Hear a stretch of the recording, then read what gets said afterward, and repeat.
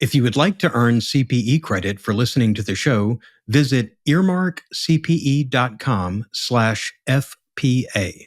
Download the app, take a short quiz, and get your CPE certificate. Finally, if you enjoy listening to FP&A today, please go to your podcast platform of choice, click the subscribe button, and leave a rating and review of the show. And now, on to the show. From Data Rails, this is FP&A Today. Welcome to FP&A Today. I'm your host, Glenn Hopper. Today's guest is Chikako Tyler, Executive Vice President and Chief Operating Officer at California Bank and Trust. Over the past decade, Chikako has played a pivotal role in growing the bank from $9 billion to more than $15 billion in assets. She has led across multiple domains, including finance, strategy, acquisitions, risk management, specialty deposits, and operations. Before stepping into the COO role, she served as CFO, where she was instrumental in driving over $10 million in cost efficiencies, while helping the bank scale and respond to industry shifts. Her leadership has been recognized by American Banker, the LA Times, and regional business publications. She also founded CB&T's Banking on Women initiative, a statewide effort focused on mentorship, talent development, and inclusion in financial services. In this conversation, we'll explore her leadership journey, how she approaches complexity, which metrics matter most, and what she sees on the horizon for finance and operations. Chikako, welcome to the show. Thank you. It's nice to be here with you. Yeah, I love we're reaching out a little bit, moving on from just FP&A guests. A lot of times we like to bring people in, such as yourself, that can give a broader picture and from different industries. So I'm really excited to dive into our conversation today. Well, thank you. Well, I did have 7 years as CFO, so I certainly have an FP&A background as well. Yeah, of course. In addition to that, your academic background is very interesting to me because it's in mathematics and you have experience across, like you said, risk, finance, and operations. And I'm wondering what first sparked your interest in banking and financial services, maybe going all the way back to your background in math. Sure. So I've always enjoyed math. I pursued an undergraduate degree in math. I actually started a PhD program in mathematics as well. So long before I started working, I actually thought that I might be in academia studying number theory and logic. So that was my background. But, during my PhD program, I quickly discovered that, maybe academics wasn't really my passion long term. It was interesting to me, but there were certainly people that were far more into the academia than I was. So I started to just look for a job. And what came up was a commercial real estate analyst position. So I applied for that. And frankly, I just needed a job. So that's how I ended up in commercial real estate. But it turned out to be amazing. I loved it. I loved the tangible nature of commercial real estate. There was a lot of analytics that went into acquisitions, the investor part of the role as well, just, gathering investors into purchasing commercial real estate, managing the properties until divestiture. I love the portfolio management of it as well, putting in tenants and growing the business. Each building is a business on its own. So that was really fun for me out of college. And I felt that I needed a bit more of a business background to really understand the investment piece. So I also wanted to travel. And so I got an MBA and moved to Amsterdam for 2 years. Got my international MBA there, came back into commercial real estate. And then 2009 and 10 hit when there was no funding for commercial real estate. So that really was the pivotal moment that changed my career because I could no longer stay in commercial real estate. And I started to look for another job in anywhere that would use my commercial real estate background. And I found a role at California Bank and Trust as a real estate analyst because we had just purchased 2 FDIC-supported failed banks. And they needed somebody with a strong real estate background to work through that portfolio of the 2 failed banks. So a lot of things came together at that moment in time when I needed a role. And the whole banking industry was a bit in chaos. And that opened up a position for me. And I even told my hiring manager at the time, I'm going to go back into commercial real estate. So this is great for you and me because you need some temporary support for these two failed banks. And I don't think I'll be in banking. I'm going to go back into commercial real estate. So this is going to be great for a couple years together. But it turned out that banking was also very interesting and fun and complex. Things I didn't know about banking, like asset and liability management. How do we manage capital? I just didn't have any idea that banking would be so interesting. So that's really how I fell into banking, but ultimately fell in love with banking because it was far more interesting than I had realized at that time because I simply didn't have exposure to it. Yeah, what a unique opportunity to take that mathematics foundation and then the domain expertise that you built in the years leading into the global financial crisis, and then merge them together at a time when those mathematics skills had to come in very handy doing analytics and the kind of analysis that you were doing there. Even though I imagine even the most complex analytical work you were doing for the bank was probably still way easier than the calculus and gradient descent and whatever crazy things you were doing in the PhD program. It's definitely a more practical application of mathematics, I would say, versus the theory that I was interested in academia. I think that's probably the reason why I didn't really stay in academia was it was very theoretical and very interesting, but I couldn't see the application. And now I'm in a world where it is a bit, easier, I suppose, than academia, but at least there's some tangible, concrete outcomes that you can see and feel. Yeah, very well said. So I guess walk us through your journey at California Bank and Trust. So you had the early roles. Was that was California Bank and Trust where you were doing the real estate work? Yeah, it started really as a real estate analyst of, understanding, managing the portfolios of the two failed banks that were heavily concentrated in real estate. But that was a liquidating portfolio. So that was meant to be a 2 to 3 year position. But as I said, it was really interesting work to be in banking and learning a little bit about the balance sheet management. And that really turned into an opportunity for me to join risk management because at that same time, there was a lot of discussion and really the concept of Dodd-Frank Act stress testing at that time.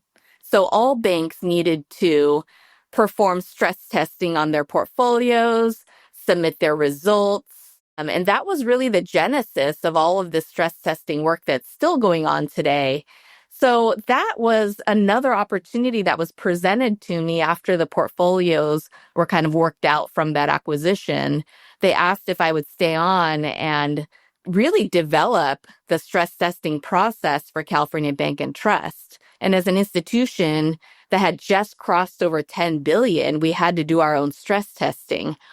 So I, really started that with my boss, who was the CFO at the time, and worked out all of the stress testing of our portfolios that, we still do today. Now it's under our Zions Bancorp umbrella. But that was another 2 to 3 year journey through development of stress testing.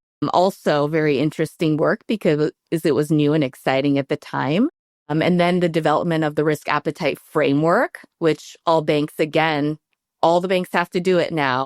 It was really in that 2014, 15, the aftermath of the 2009 and 10 crisis, where we had to develop really rigorous risk appetite framework. So I worked on that for a couple of years. Also developed a centralized risk grading team. So the risk grading of all of our loans and credits, which again is highly mathematical as well. So merging that math background with banking. And then I moved into finance.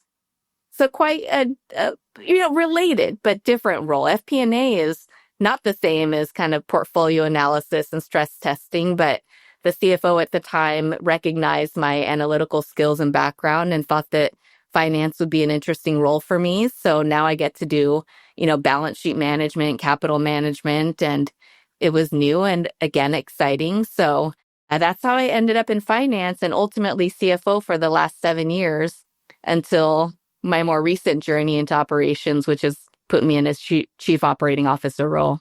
Yeah. So tell me about the chief operating officer role at a bank. So obviously everything a bank does very finance related, and you've come up through the ranks, really leaning into the risk management and the analysis and the finance, and now focused more on company operations. I'd love to hear how the role is different and maybe what you carry over, though, from having that great background and coming up through the finance and risk management side. It's quite different. So it's a newer role for me. As you know, I've been in the role for, 6 months now. And finance is very rigorous, right? So we're coming from a very rigorous background of, analytics and numbers and trends, obviously very numbers focused. To now operations. At the end of the day, while there's a lot of technology in banking, it's still a people business. And the operations piece really allows me to dive into the management of the people, the branches, understanding where the intersection of people and technology come together in bank operations. So it's very different from kind of managing trend lines and, capital to now looking at, well, gosh, where did we go wrong in this fraud loss event? How did we allow a branch to operate in a certain way that has led to, a certain result? It's very much about the people and how we manage human beings, and then intersecting that with how do we utilize our technology in an ever-changing industry. So it's been quite a change, but at the end of the day, right, everything we do results in the financial results that we have. So understanding, what do we do on a day-to-day? How do we manage the business day-to-day?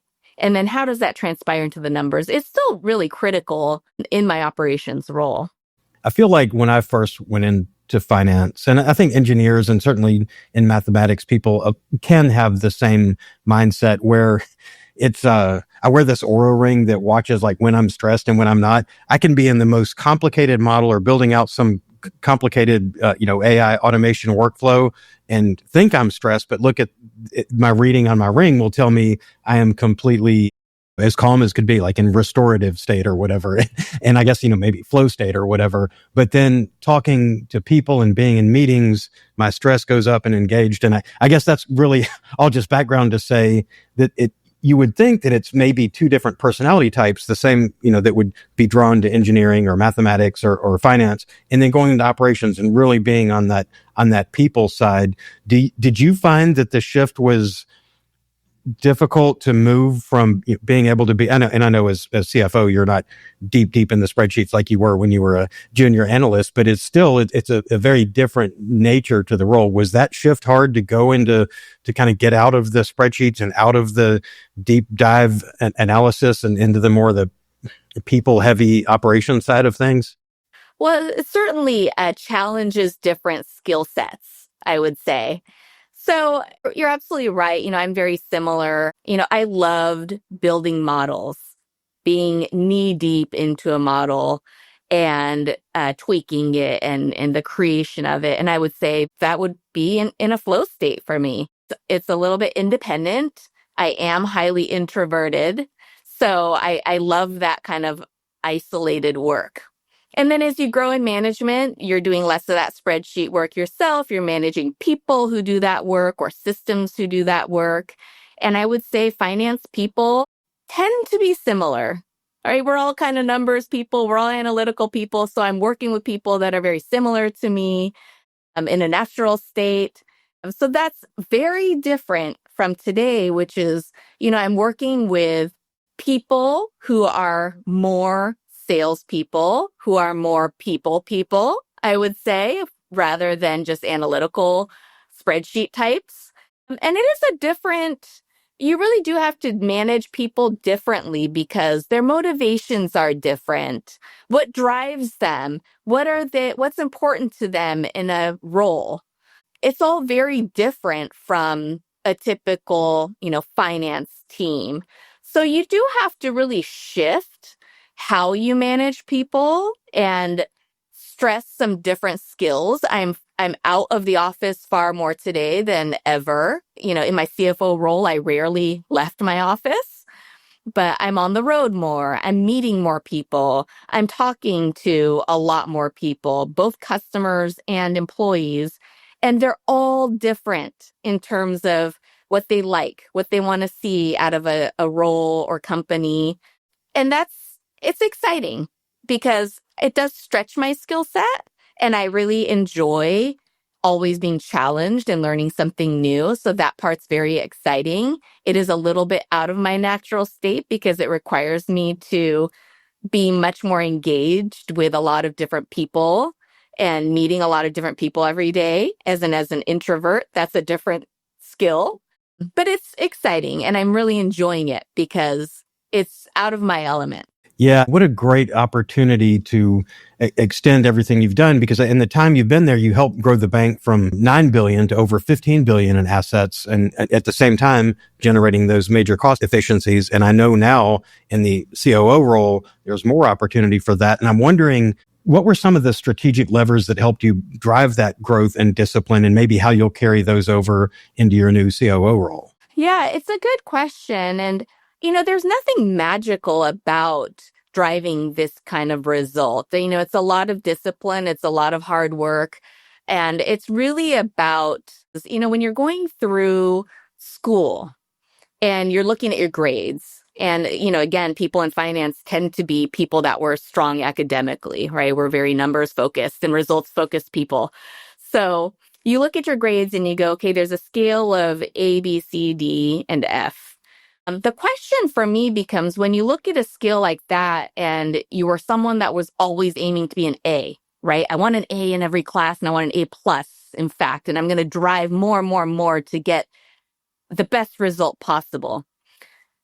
When you translate that kind of mindset into a workplace and a performance-based workplace, you actually have to change your mindset to go, if you were to translate your grades into financial results, say a C to a B drives $100 million more dollars, a B to an A drives $50 million more dollars, an A to an A plus drives $5 million more dollars, right? The scale may not be linear. If you look at it that way and you think about performance to go, okay, look, if I look at my effort and I can go from a C to a B, that's an extra $100 million. But pushing more for an A to an A plus actually doesn't drive anything. So I should focus on the C's and bring them to a B. Forget getting from an A to an A plus. It's actually very hard for someone who is extremely results and performance focused to try and not to perfect everything. But you can't spend your time perfecting everything anymore because it's all about the bang for the buck, the operating leverage. Where do I drive the most operating leverage? And focus all of your time on what is going to drive the most results for your time spent. And that's the mindset shift that I had to make to drive that kind of result, to say, let's focus on bringing everything that's a C to a B. Don't worry about bringing the B's to an A, because that's not where you're going to get the most money. And looking at all of your projects throughout the organization to say, all right, let's prioritize all the C's to a B. We're going to work on that first so that you can drive the strongest performance for the time spent, instead of being this perfectionist and wanting everything to be perfect everywhere, because that's not worth your time. Yeah. And the interesting part with that too, so diminishing returns on the levels of as you get closer to perfection, but the amount of effort is inversely correlated to it. That's so right. You're working harder for less return. So being able to say, that's good enough. We got the 100 million or whatever the number is. And now let's focus on another big swing there. And there's always going to be the incremental improvements you can make later, but getting those big numbers. I love that analogy and approach. FP&A Today is brought to you by Data Rails, the world's #1 FP&A solution. Data Rails is the artificial intelligence-powered financial planning and analysis platform built for Excel users. That's right, you can stay in Excel. But instead of facing hell for every budget, month-end close, or forecast, You can enjoy a paradise of data consolidation, advanced visualization, reporting, and AI capabilities. Plus, game-changing insights giving you instant answers and your story created in seconds. Find out why more than 1,000 finance teams use data rails to uncover their company's real story. Don't replace Excel, embrace Excel. Learn more at datarails.com.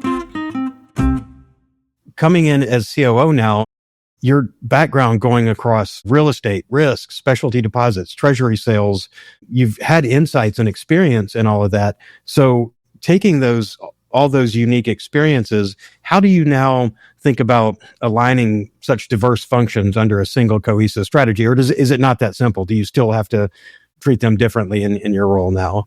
Well, it's definitely been an interesting journey because, it started really with, here's my finance role. And I started to add these different lines of business under me. So it was like, okay, let's put in corporate facilities. Okay, let's add specialty deposits, which really has nothing to do with the other two. And then let's add treasury. Okay, that's odd. It doesn't quite align, right? So I start to create this like hodgepodge of groups together. And initially, I was managing them quite separately. They don't really cross over. So I would meet with individual managers and we would have our own, plans for each department.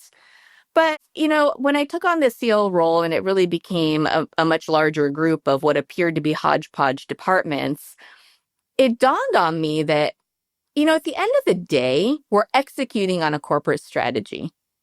And I'm obviously, very involved in that from my CFO role.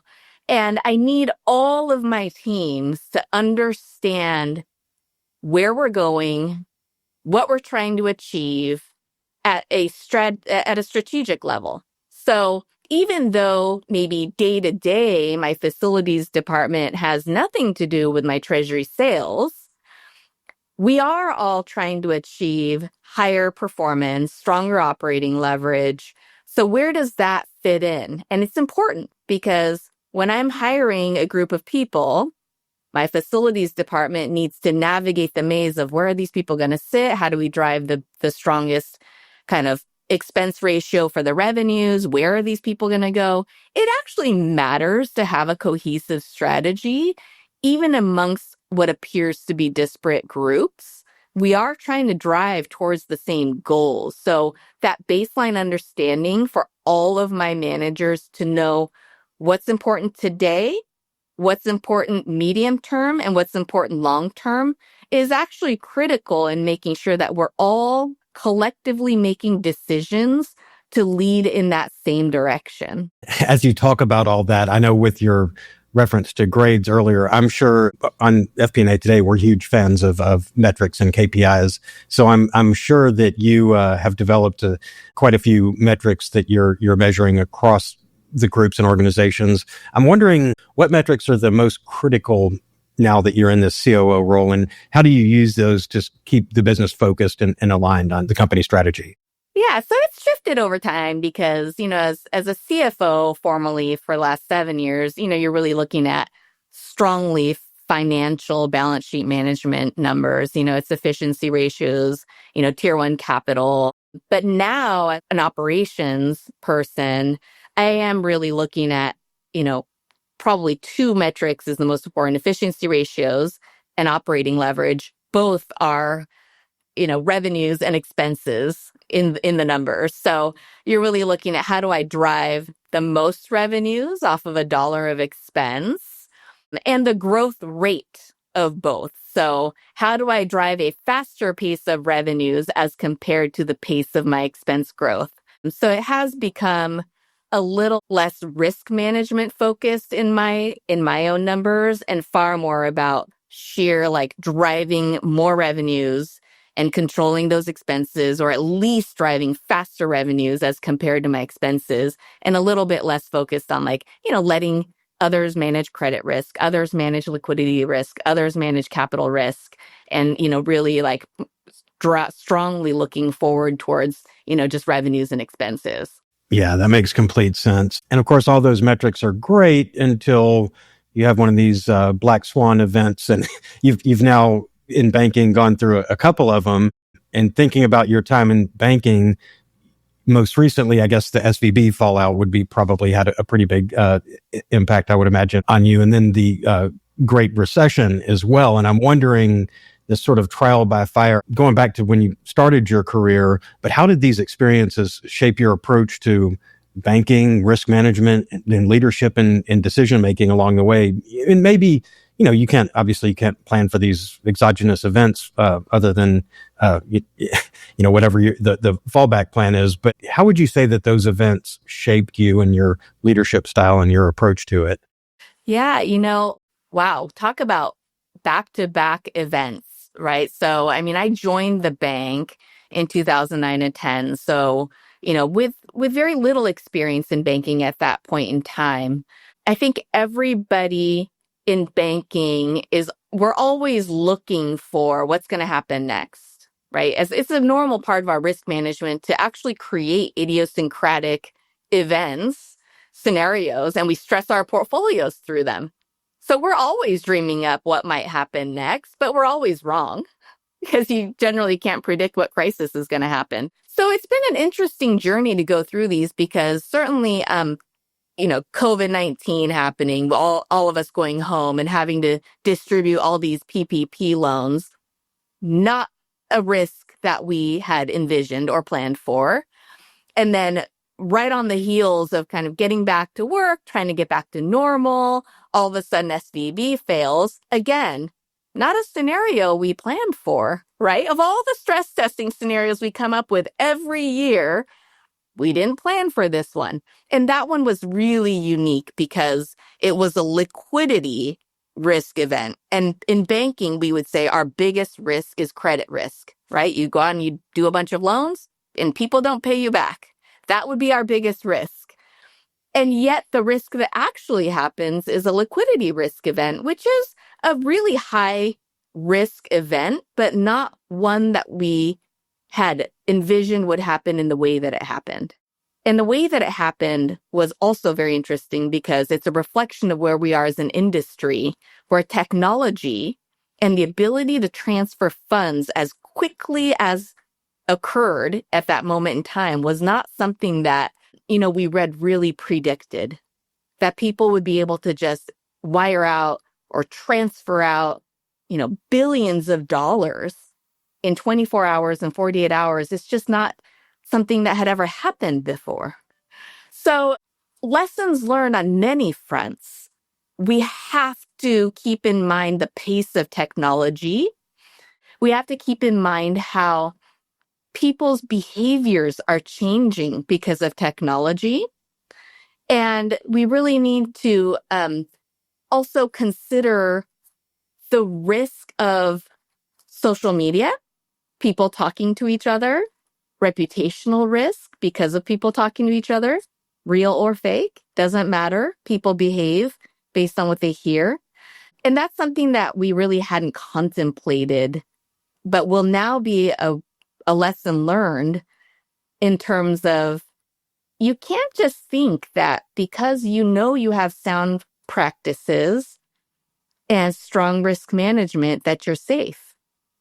That's not really the case anymore because, people see and read and hear things may not be true and the people talking may not even have insight into what you're doing, but they can have a material impact to your business. So how do you make sure that it's not just about how you run your business, but it's also how you're perceived to run your business? That's important. And that's a really big lesson learned for me because, you kind of live life thinking that if you're doing all the right things, all the right results will come about. But that's not necessarily the case anymore.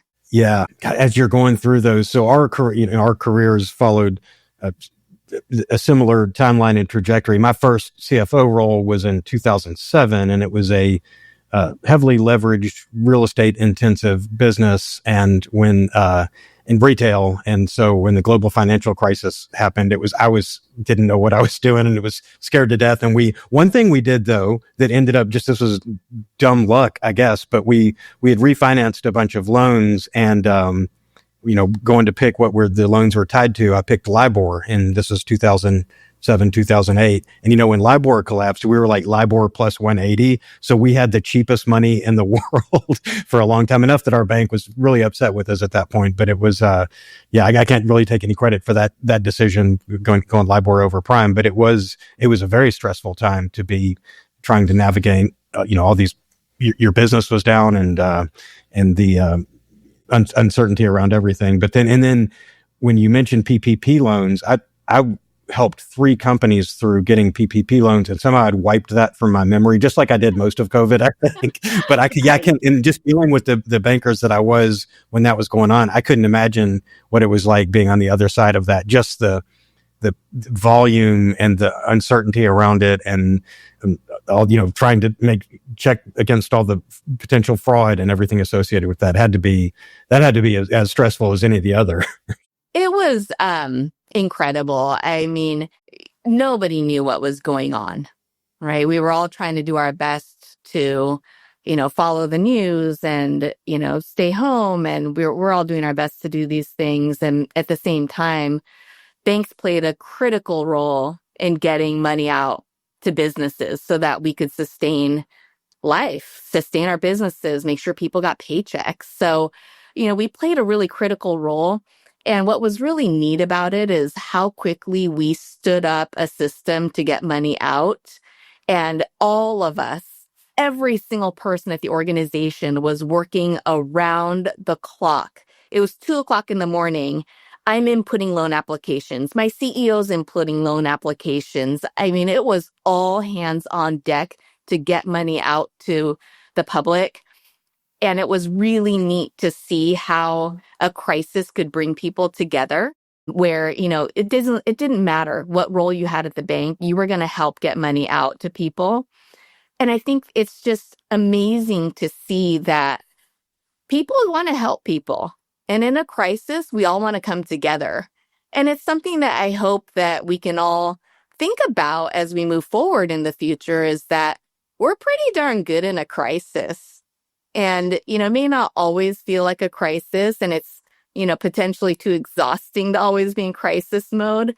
But that cohesion and collaboration in working together for a cause to help everybody, that's a mindset that we really need to continue to have. Yeah, and I can see in the way you talk about it, I can see how you're perfect for the COO role, that human element. And I love that throughout all this, you're known for championing mentorship and diversity, including the Banking on Women initiative. And I'm wondering, as this has all gone on and as you've worked with the teams you have, how has that focus on inclusion kind of shaped your view of leadership and finance and really across the company? Yeah, I am passionate about ensuring that there's, diversity across all functions, all across the bank. And, it's no secret that, banking tends to be male dominated. We're changing that. But, I think we have to all think about the fact that education plays a critical role in building a diverse workforce, because we all have unconscious bias. I do too. We all do. We're guilty of it. But knowing that we have unconscious biases, when I'm hiring or I look at my teams, I'm very aware of the fact that you can't let your unconscious bias get in the way of hiring the right person for the role and building a team that has a diversity of backgrounds and ideas. Because with every hire I've made, I appreciate the diversity in thought. They're bringing different ideas to the table, thoughts that would have never crossed my mind, which make us stronger, because we're able to hash out, well, what if we did it this way? What if we do it this other way? I can't have all different thoughts across every type of, unit or division or some project. You really need to have people with a diversity of background and thought process, and even in terms of how you work together, because that's how you can take the best ideas. And if you don't kind of think to yourself or be really conscious about the fact that, we all have these unconscious biases in our backgrounds and our mindsets. It can be from childhood, right? You had a friend that stabbed you in the back with the name John, and now you don't like Johns anymore. I mean, that could be in the back of your mind where you're interviewing someone named John and you have these bad memories come back from childhood and now you don't want to hire this person. You have to be aware that your experiences in life create some level of unconscious bias, and you actually have to actively think about it and work on saying, you know what? I know I have these poor experiences from, my background or childhood, and I'm consciously going to work my way to a better place where I'm going to hire the right people for the role. I really think education is really the piece that's going to help us get there. Yeah. And on the education front, I love talking to leaders who are especially like yourself, who have done so much in doing the mentorship and doing a lot of teaching for your teams under you. But I always love to ask, are there any skills or challenges or opportunities that you're currently focused on, some new thing you're learning, work related or not? But how are you at this point looking to grow and sort of expand your knowledge and understanding? Well, there's a lot I don't know, so that helps. I'm certainly learning all the time, and part of learning as a leader is knowing what you don't know and surrounding yourself with talent that does. So, I've had to do that a lot because I am managing a very broad kind of different departments and broad skill sets. So, hiring the right people and knowing what you don't know is the beginnings of that. And then being open and transparent. Like, look, I hired you for your expertise. This is not my area and background. So I'm going to be relying on you to not only lead the department in this initiative, but to also help me be a better leader for you by teaching me about the things that I don't know. And operations is new for me. So understanding, branch operations, fraud operations, what kind of protocols are we following consistently in our branch network? This is all new to me. It's not something that CFOs engage in all the time, but the procedures matter. Fraud losses, as you can imagine, are rampant. So being educated on that front is critical for our customers, critical for our employees. So there's a lot that I'm learning, particularly in the fraud and technology space, that I'm finding very interesting right now. But at the end of the day, it's people management, right? So, if you can hire the right people, manage the right people, that's really the key to, I think, being a successful leader, and knowing what you don't know and making sure you're surrounding yourself with people that do. Yeah. Actually, I do want to go back to the fraud detection and technology. I actually just did a course on using AI for fraud detection, so it's top of mind for me. But before we get into AI and tech, when you were CFO and looking at FP&A, I'd love to hear about what your FP&A team at a bank looks like, because we talk to people from all kinds of different industries, and it's always interesting to see what the different makeup is. And I know, scaling from 9 billion to 15 billion in assets, that's a very different size companies and could be a different size team.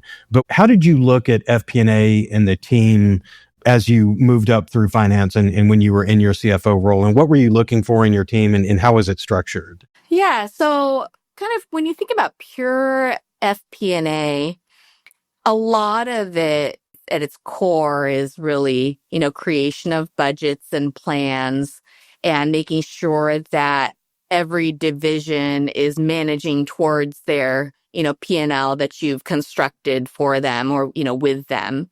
And every, month, quarter, year, you're looking a bit backwards to say, okay, we created this plan together. Here's your, plan for the next year, 2 or 3. How are you executing on these plans? And your FP&A support is, creating the reports, creating the analytics around, are you getting there? Are you not? Let me help you forecast. How are your forecasts looking?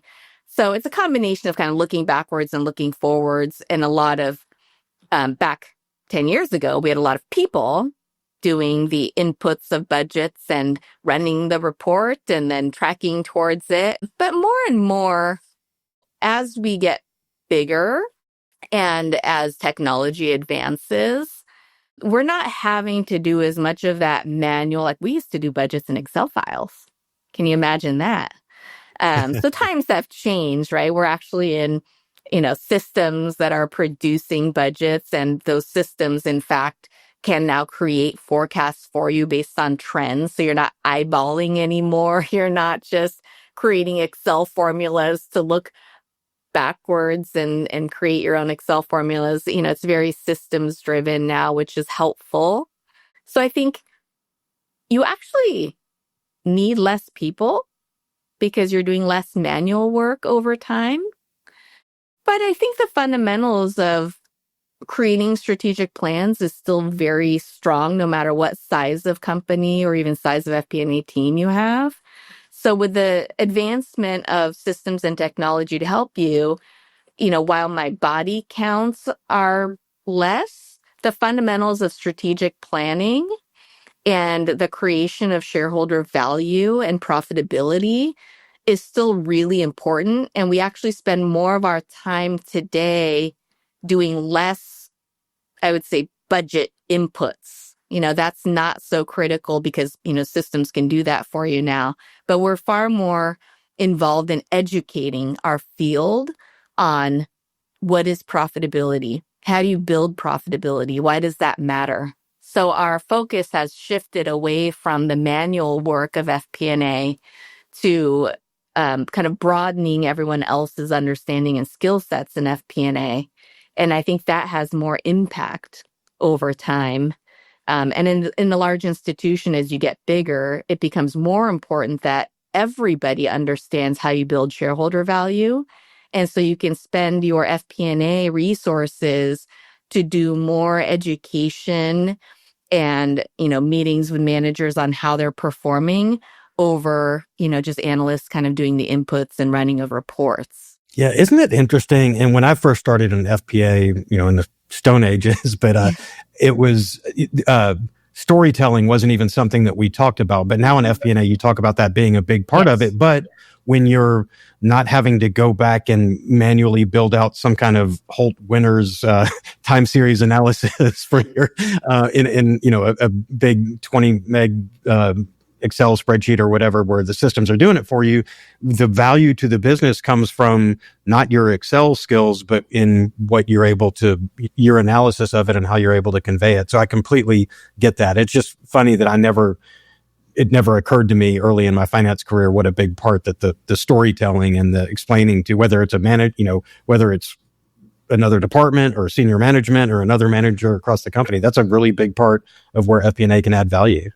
Oh, yeah. I mean, we went from getting excited that we stuck a macro in a workbook, right? That was like the exciting part. Ooh, I created a macro to make my Excel file run faster, to a place where we don't really have to do that anymore. Yeah. And that's changing even more with AI. And I'm very curious to hear banking industry wise, because we're all risk averse people in finance and accounting, but certainly banks and credit unions probably even more so, and especially someone with a risk background. But I'm wondering, how is AI starting to show up in your world, whether it's in operations or customer experience or finance? How are banks leaning into this now? Yeah, I mean, in banking, AI is showing up in every part of our business. So from our branches, AI is starting to suggest to customers, what they think that a customer may need, either for their personal financial stability or business growth. Certainly on the extreme end, we're using AI for fraud detection. We do have to keep in mind that fraudsters are using AI every day. So it's a matter of who's going to be better, who's going to come faster to combat the fraud. And then everything in between. So we're using, at least at our bank, we're using Copilot for our day-to-day use. It's helping us, scan emails. Can you write this better, to FP&A to make trendline suggestions? But I find that in using AI, it's still at its infancy. I don't always agree with or necessarily trust the results just yet. It's certainly getting better, but right now we're still having to review everything that AI generates. And I think at the end of the day, while AI is going to make everybody's jobs faster and potentially even more precise, right? Because it can gather so much more data than a human being can. We're still going to have a long period of time where I think people are going to have to review the results potentially, change the results because maybe they don't quite make sense from our experience.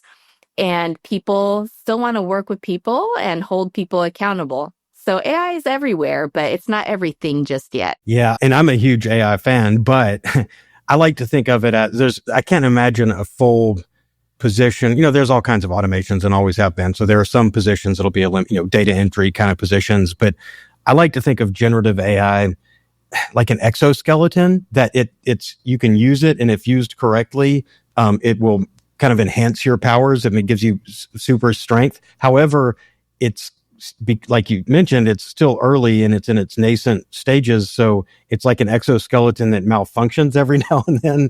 So it's trying to figure out how to lean into it. I feel like it's like the, what are those Marvel movies with Iron Man where the suit would malfunction or something. And that's when AI goes off the rails. And if you don't have a human in the loop checking that, then it gets, that's kind of a scary thing. I always think about public company CFOs having to sign off on their financial statements and Ks and Qs. And I don't know if I'd feel comfortable signing my name to something that was just created by some black box that I didn't understand where the answer came from. Yeah, certainly not today. I mean, we're not quite there yet. And I think as human beings, we still want human beings to be held accountable. When I use a chat bot and the chat bot doesn't give me the answer that I'm looking for, I'm still hitting the, customer service. I want that human being on the line and I want a human being to answer to me as to what's going on. So, right now, I think AI is still at its infancy and there'll be a lot of application, a lot of support that we're going to get from AI. But for the foreseeable future, I think we're still going to want people to be held accountable for all the decisions that are being made. And even from a customer perspective as a bank, people still want to work with people and make sure that somebody is responsible for managing their money and, not pointing to a black box going, oh gosh, the black box lost my money. What am I going to do now? Right. So human beings are still going to play a pretty big role. Yeah. And, and you mentioned with fraud detection, obviously AI, machine learning for over 15 years now has been a big part of that. And where the deterministic machine learning models that can detect fraud, while like you said, they're in a constant battle with, white hats and black hats versus trying to outdo each other. It's sort of the same thing with internet security. But with those deterministic models, I mean, they are so much better at humans than at identifying discrepancies and things that are off kilter. So I think that's one area that has been used to great success for years, but a little bit different than the probabilistic generative AI that's generating the new content and everything. But we're still in the early stages, and finding that balance and the deterministic fraud detection and other machine learning algorithms that have been great, that are kind of time tested and that you can get repeatable results from. Those are great. It's the and generative AI obviously has all kinds of potential, but yeah, you're right. We are very, very early in the tech for that. Well, I can't believe we're coming to the end of time. There's two questions we ask everybody that I want to get to before we let you go. The first is, what is something that people don't know about you? Something that they couldn't find online or on your LinkedIn profile or something like that? Yeah, so I live in San Diego. So I grew up in Huntington Beach. So I'm from Surf City, California, and I live now in San Diego, right by the beach in Del Mar.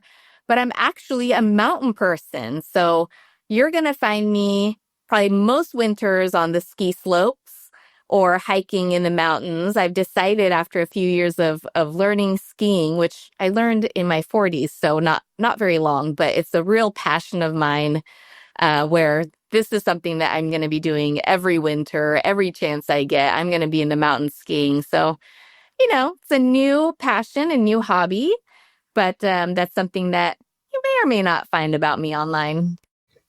That's great. And no sharks in the mountains. So it's probably just gravity, I guess. So I don't know. Skiing versus surfing, they probably both have a equal degree of risk depending on what's going on, I guess. I think I'm trading a shark for a bear. Yeah, there you go. Okay. And our last question that we always love asking, and I always feel like I should apologize when I ask someone in a C-level role, because while we came up using spreadsheets, for me, I don't even know how I would answer this question at this point, but we got to ask everybody. So I'm going to throw it out to you. What is your favorite Excel function and why? Yeah, you're really dating me here because I don't create models anymore. So I'm not that much into Excel day to day. But going back, I would say that the present value function is my most exciting and my favorite because I'm in banking, and present value is what teaches you about the time value of money and how money grows. You put $1 in the bank, you put it in your savings account, and it grows. And learning how to present value money backwards tells you that, it's very important to save and that the time value of money matters. So that's what I love about the PV function. The other side of it is because I distinctly remember when I used to calculate present value on a piece of paper, and that magical moment when I'm like, oh my gosh, this spreadsheet can do this for me and I don't need to calculate PV by hand anymore. That was a really exciting moment that actually stands out in my memory. So that's why PV is my favorite function, but you're definitely dating me here. Yeah. You know what? I think that is the most perfect role-specific answer that we've ever gotten on the show, because of course the COO of the bank is going to love the present value function. No, that's absolutely perfect. I love it. Well, Chikako, thank you so much for coming on the show. Really, really enjoyed your insights and hearing about your background and everything you've done. And yeah, just really appreciate you coming on. Thank you. It was a pleasure to be here with you.